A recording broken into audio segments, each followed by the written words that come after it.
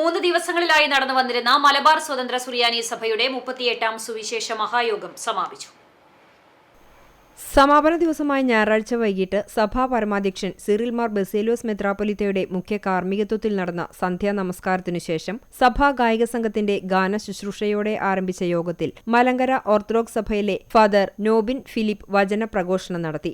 തുടർന്ന് മെത്രാപ്പൊലീത്ത സന്ദേശം നൽകി. വിവിധ ദിവസങ്ങളിലായി വൈദിക ശ്രേഷ്ഠരുടെ വചന പ്രഘോഷണം, ഗാനശുശ്രൂഷ, വൈദിക കുടുംബസംഗമം, വനിതാ സമാജം ക്യാമ്പ്, മദ്ബഹ ശുശ്രൂഷ സംഘത്തിന്റെയും ഗായക സംഘത്തിന്റെയും ക്യാമ്പുകൾ എന്നിവ ഉണ്ടായിരുന്നു. പാരിഷ് ഹാളിൽ മെത്രാപ്പൊലീത്തയുടെ അധ്യക്ഷതയിൽ നടന്ന സമാപന യോഗത്തിൽ ഇടവക വികാരി ഫാദർ അപ്രേം അന്തിക്കാട്, വൈദികരായ Prince I Koladi, Thomas Kurian, Benyamin Chittilappilly, Stefano Pulikkottil എന്നിവർ സംസാരിച്ചു. തുടർന്ന് പുതുവർഷത്തിലെ സഭാ വേദവായനാ കാർഡിന്റെ പ്രകാശനം ചടങ്ങിൽ തിരുമേനി നിർവഹിച്ചു. തുടർന്ന് സ്നേഹവിരുന്നും ഉണ്ടായിരുന്നു.